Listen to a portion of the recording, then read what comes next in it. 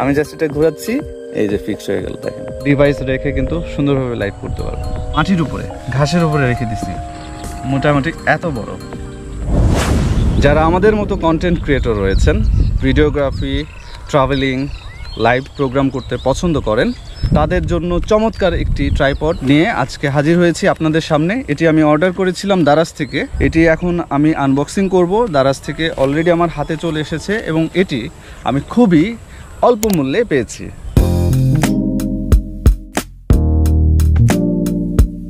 এটা হচ্ছে box, উলানজির MT44 tripod. আচ্ছা, এখন আমরা বক্সটা ওপেন করব। এই হচ্ছে আমাদের কাঙ্ক্ষিত সেই ট্রাইপডটি। আমি এখন এটা বের করছি। ওয়াও, এক্সেলেন্ট একটা প্রোডাক্ট। একটু বড় মনে হচ্ছে, যে আরেকটু হয়তো ছোট হতে পারতো, বাট এটা কিন্তু অনেক লম্বা হয়। অনলাইনে যেরকমটা দেখে অর্ডার করেছিলাম দারাজ থেকে ঠিক সেরকম এক্স্যাক্টলি। বেশ অথেন্টিক প্রোডাক্ট। কিভাবে সেটআপ করতে হবে সেটার একটা ডায়াগ্রাম দেওয়া আছে এর মধ্যে। বলের মতো রয়েছে, এটা আপনি অ্যাডজাস্ট করতে পারবেন, আর এটা দিয়ে ফিক্সড করতে হবে।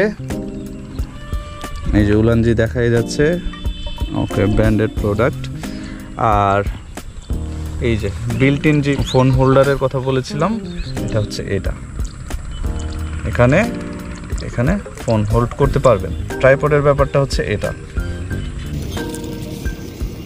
ওয়াও ওয়াও, অনেক বড় কিন্তু, হ্যাঁ, এবং স্ট্রং। এই যে আমি মাটির উপরে, ঘাসের উপরে রেখে দিছি, বাট নড়ছে না। Very strong, very strong.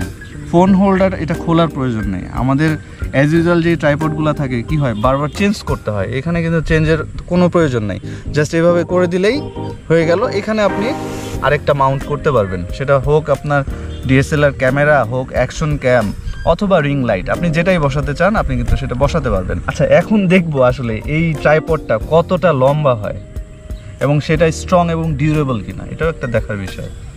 ওকে, এখানে আস্তে আস্তে টান দিলে এই যে বের হচ্ছে, এই যে একটা, এই যে, এই যে